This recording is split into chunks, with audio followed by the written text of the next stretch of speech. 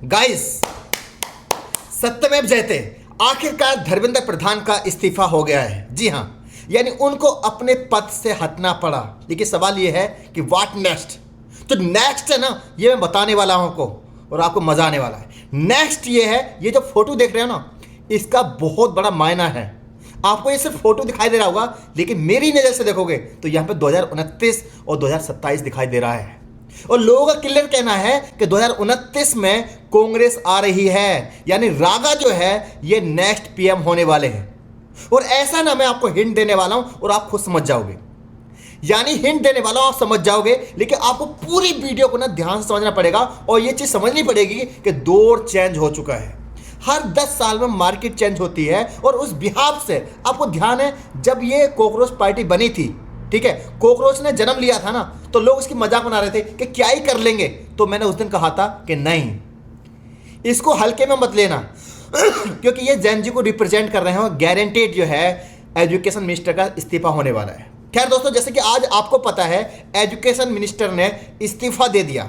और केवल इस्तीफा ने दिया, उन्होंने ये सिक्योरिटी भी दी है, यानी भारत सरकार ने सिक्योरिटी दी है कि जो प्रोटेस्ट में लोग शामिल थे उन पर किसी तरह की कोई कार्रवाई नहीं होगी और उनको किसी तरीके से फ्यूचर में इस केस से रिलेटेड, यानी जो जंतर मंतर प्रोटेस्ट से रिलेटेड, किसी तरीके से उनको प्रताड़ित नहीं किया जाएगा। साथ ही साथ जो 20 लोग जिनकी डेथ हो गई, जिन्होंने सुसाइड कर लिया था नीट एग्जाम की वजह से, लीक होने की वजह से, उनको कॉम्पेंसेशन में 1-1 करोड़ रुपए की हामी भरी है सरकार ने। ये दोस्तों पहली सबसे बड़ी जीत है। लेकिन जैसे मैं कह रहा हूं ना आपसे, कहानी यहां तक नहीं है, कहानी उससे बड़ी है।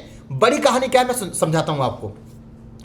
आज से 10 साल पहले जाओ आप, यानी 2026 चल रहा है, 2015-16 में जाओ, 2015-16 उससे भी थोड़ा सा पहले चले आओ, जब बीजेपी सरकार आई थी 2014 में।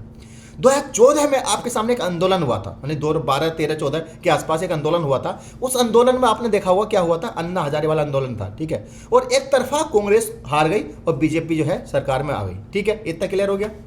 2015 में लेते हैं, 2015 में मान लीजिए कि ये वाला जो प्रोटेस्ट है जो आज हो रहा है, मान लो ये 2015 में हो रहा है, ठीक है, और आप शिक्षा मंत्री के इस्तीफे की बात कर रहे हो कि जो मतलब एजुकेशन मिनिस्टर है उन्हें इस्तीफा दे देना चाहिए। और जो आज मीडिया न्यूज चला रही है, मान लीजिए 2015 में यही चला रही है, ठीक है, क्लियर है।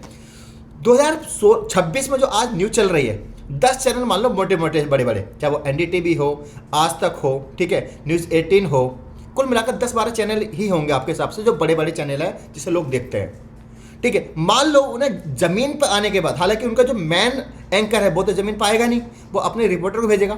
मान लो कि उनका कोई रिपोर्टर आता है और वो एक दिन के अंदर 3 स्टोरी क्रिएट करता है, ठीक है, एक चैनल के लिए, तो 10 चैनल पर 30 स्टोरी हो गई, ठीक है। और ये बताता है कि वो ऐसी क्लिप निकालता है प्रोटेस्ट में से जहाँ पर ये बताने की कोशिश करता है कि ये जो प्रोटेस्ट चल रहा है ये एक्चुअल में ये एंटी नेशनल प्रोटेस्ट है और ये एक्चुअल में स्टूडेंट नहीं है, और देखो ये पुलिस पर कैसे पत्थर बरसा रहे हैं, यानी उस प्रोटेस्ट को बदनाम करने के लिए वो रिपोर्टिंग हो रही है, ठीक है।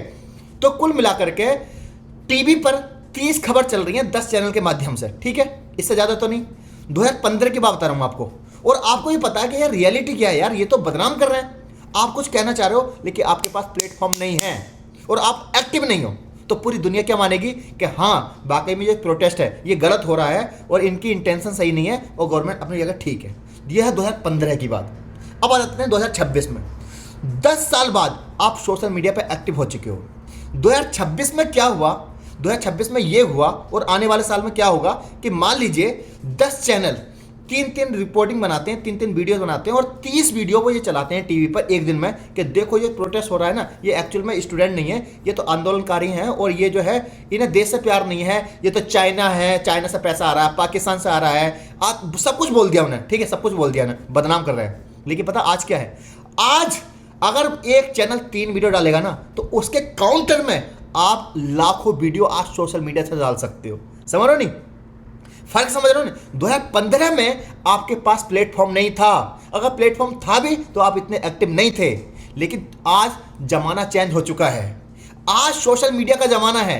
अगर मान लीजिए एक प्रेस रिपोर्टर एक चैनल ये दिखाता है कि देखो पुलिस वाले के साथ बदतमीजी हुई, पुलिस वाले के ऊपर पत्थर फेंके, ठीक है, तो आज आपके पास काउंटर में उसके रिएक्शन में 1 लाख वीडियो पड़ी हुई हैं कि देख लिया था ये बदतमीजी स्टूडेंटों के साथ हुई है, हमारे प्रोटेस्ट को बदनाम मत करो। यानी उनके पास सिर्फ 2 या 3 वीडियो हैं केवल, लेकिन आपके पास 1 लाख वीडियो है दुनिया को बताने के लिए। ये पावर है सोशल मीडिया की। तो इसी के बेस पर मैं कह रहा था पहले दिन से कि जो है इस्तीफा होने वाला है। केवल बात यहाँ तक सीमित नहीं है, मैं एक एग्जांपल और देता हूँ। अभी आप जहाँ भी रहते होंगे, आपके घर में एलईडी लगी होगी। जहाँ पर मैं वीडियो बना रहा हूँ हमारे घर में एलईडी लगी है। आप यकीन मानिए मुझे ज़माने हो गए इस एलईडी को ऑन करे हुए। क्यों? आज आप मोबाइल चलाते हो। यानी 2015 में जो सरकार चलती थी ना, वो टीवी पर चलती थी। जो मन की बात सुनी जाती थी, रात को 8 बजे आए नोटबंदी कर दी, वो टीवी पर चलता था। लेकिन आज दौर पूरी तरीके से चेंज हो चुका है और आज यहाँ दौर है सोशल मीडिया का। यहाँ पर आकर बात करनी पड़ेगी और यहाँ पर झूठ नहीं चल सकता। यहाँ पर झूठ नहीं चल सकता।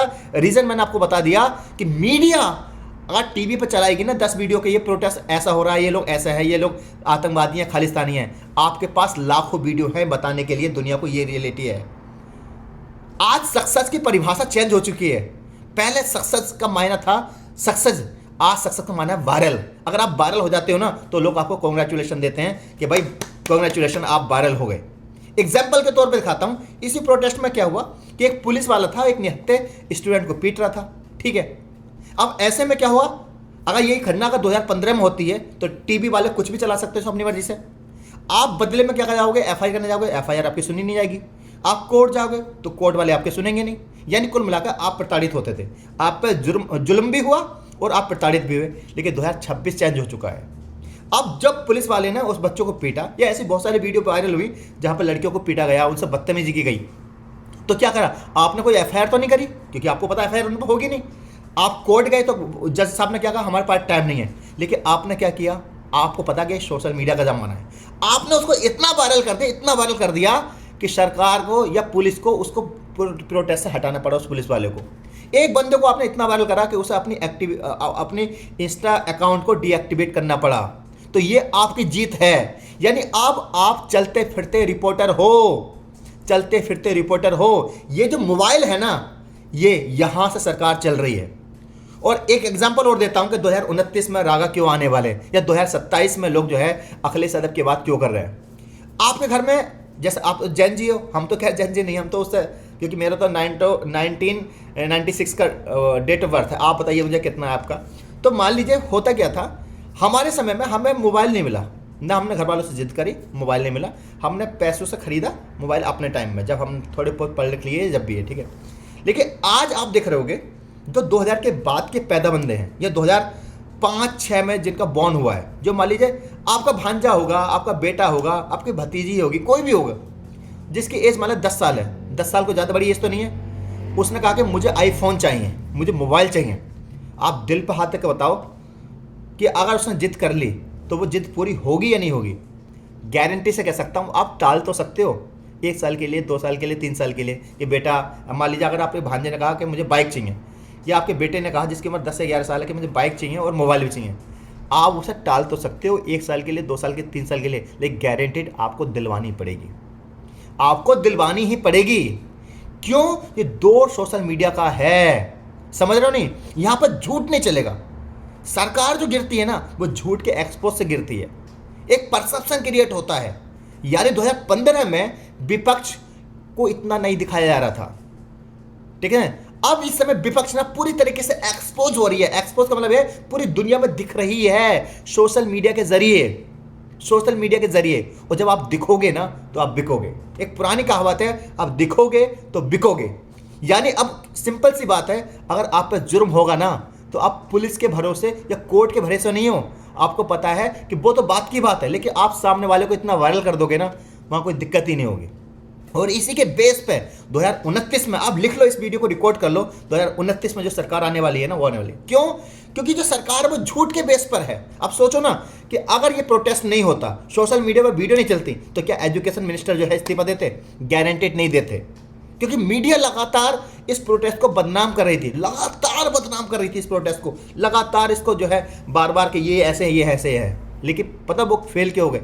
वो फेल इसलिए हो गए कि अगर वो 5 वीडियो चलाते थे ना, तो उसके काउंटर में आपके पास 1 लाख वीडियो होती थी। अगर वो ये बताते थे कि देखो ये प्रोटेस्ट में पुलिस वालों के साथ बदतमीजी हो रही है, पुलिस वालों को पीटा जा रहा है, नो डाउट गलत है तो उनको सज़ा मिलनी चाहिए, अगर उनके पास 5 वीडियो ऐसी थी तो आपके पास 1 लाख वीडियो ऐसी थी जहां पर आप ये बता रहे थे कि इन पुलिस वालों ने इनके साथ बदतमीजी करी है, ये पुलिस वाले जो है स्टूडेंट को पीट रहे हैं। That's the power of social media. समझ रहे नहीं? तो इसको आप गहराई से समझोगे तो पूरी मार्केट चेंज हो चुकी है। और भाई हर इंसान ना अपने राइट की बात कर रहा है, हर इंसान अपने अधिकार की बात कर रहा है। भाई बहुत सारे लोग कह रहे हैं कि अरबाज भाई आप जंतर मंतर क्यों नहीं गए? भाई हर इंसान का अपना एक तरीका होता है प्रोटेस्ट में शामिल होने का, प्रोटेस्ट की बात करने का। मैं 38 कंट्री घूम चुका हूँ, right now I am in USA. तो आपको अच्छी तरीके से पता है कि यार ये बंदा अगर ट्रैवल करने के बावजूद भी अगर इतनी बड़ी बात रख रहा है ना, तो ये कहीं ना कहीं हमसे प्यार करता है। और आई होप इस प्यार को मैं व्यर्थ नहीं जाने दूंगा। भाई ये एक सबसे बड़ी जीत है, ये सबसे बड़ी जीत है। आई होप ये वीडियो आपको पसंद आई होगी। वीडियो पसंद आए तो अब आप हमारे चैनल अरबाज ऑफिशियल को सब्सक्राइब करें। साथ ही साथ मेरा एक चैनल और है अरबाज ब्लॉग्स, जहाँ पे मैं दुनिया घूमता रहता हूँ, उसे भी आप सब्सक्राइब करें। मिलते हैं नई वीडियो के साथ। तो चले, जय हिंद, अपना ख्याल रखें। और रोजाना वीडियो देखने के लिए ना आप नोटिफिकेशन को ऑन कर लीजिए, मेरे चैनल को सब्सक्राइब कर लीजिए।